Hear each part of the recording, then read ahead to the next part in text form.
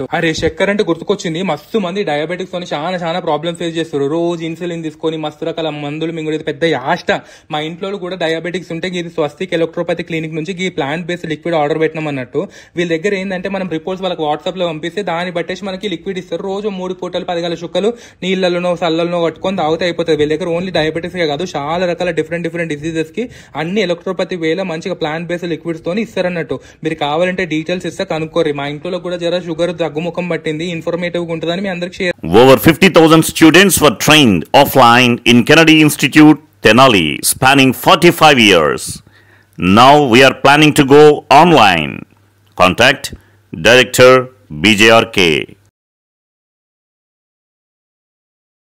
Star శ్రేణి limited లో సభ్యత్వం పొందండి. మీకు చేసుకునే పొదుపుపై అత్యధిక వడ్డీ పొందండి. మీ గోల్డ్ పై అత్యధిక విలువ లోన్ గా పొందండి. ఖాళీ భూమి మరియు ఇళ్ల తనఖాపై రుణాన్ని పొందండి.